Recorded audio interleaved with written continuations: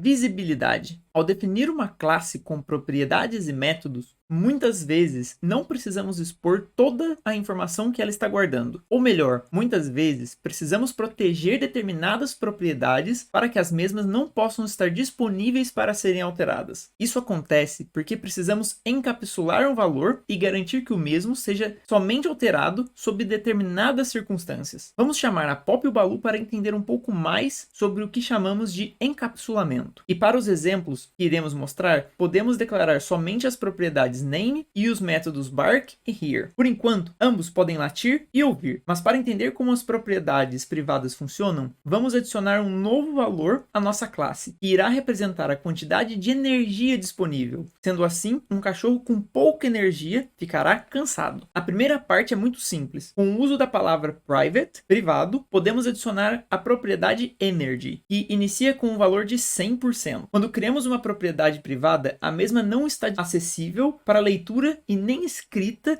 nas instâncias da nossa classe. Como podemos ver, tanto para Pop quanto para o Baloo, não podemos ler nem alterar o valor de energy. A propriedade está protegida dentro do objeto. Bom, então por que precisamos dela? Se você tem um amiguinho peludo em casa, você com certeza sabe muito bem que não dá para saber o quanto de energia ele tem, mas podemos sim saber se ele está cansado ou não, mas nunca com valores exatos. Podemos identificar através do seu comportamento, e mesmo assim, não há forma alguma de melhorar o ânimo do seu amiguinho sem deixar ele descansar e dar um pouco de comida. Quando criamos uma classe, precisamos pensar em quais valores devem ser públicos ou privados, garantindo que determinados valores não sejam alterados sem uma prévia consequência. Já falamos bastante, vamos ver na prática como a Pop e o Baloo consomem e recuperam energia. Bom, alterando o método bark, latir, podemos adicionar uma condicional para que o cachorro só consiga latir se ele estiver com mais de 30 de energia, e caso ele tenha, ele irá latir e gastar 10 de energia para fazer essa ação. Obviamente, estamos trabalhando com valores hipotéticos, mas ainda assim podemos ver que o consumo de energia está diretamente ligado a uma ação e não pode ser alterado de outra forma. Mas, se ele gasta energia, ele também precisa recuperar, e nada melhor do que um bom petisco para resolver esse problema. Sendo assim, vamos criar uma nova classe, que iremos chamar de Food. Ela será bem simples, contendo duas propriedades, Name e Energy. Sendo assim, todo alimento tem um nome e uma quantidade de energia que ele pode dar ao nosso cachorrinho. Vamos então criar dois alimentos com base na nossa classe. Iremos criar uma cenoura que tem 10 de energia e um osso que tem 5 de energia. Agora que temos as comidas para alimentar a Pop e o Baloo, precisamos de uma forma para fazer o mesmo, pois energia é privada e não podemos alterá-la. Esse problema pode ser resolvido com um método chamado eat, comer, onde temos como parâmetro de entrada um valor do tipo food, e dentro dele verificamos se o nosso cachorro tem menos de 100 de energia. Caso ele tenha, podemos alimentá-lo. Como vemos, energy é uma propriedade necessária para entender quando o nosso cachorrinho pode executar uma ação ou comer mais, mas a mesma não é necessária estar pública. Caso contrário, alguém poderia burlar as regras e alterar seu valor sem dar um petisco. A brincadeira tá ficando legal. Vamos brincar um pouco com a Pop e o Baloo. Quando criamos duas instâncias da classe Dog, uma para representar Pop e outra para o Baloo, ambos iniciam com 100% de energia. Em seguida, a Pop late duas vezes e o Baloo uma. Sendo assim, Pop fica com 80 de energia e o Baloo 90. Logo em seguida, Pop come uma cenoura e o Baloo um osso, aumentando a energia para 90 e 95. Até aqui falamos sobre propriedades privadas, mas métodos também podem ser privados. Para entender um pouco sobre eles, vamos voltar à nossa classe Dog e fazer uma alteração. Podemos adicionar dois métodos privados, Slow Energy e isFull. Ambos irão verificar o estado da energia e retornar um valor booleano, mas ambos somente fazem sentido dentro da classe e não para quem vai interagir com o nosso cachorrinho. Acho que já falamos bastante sobre encapsulamento. Agora está na hora de deixar o Pop e o Baloo irem descansar, para que na próxima aula possamos trabalhar ainda mais.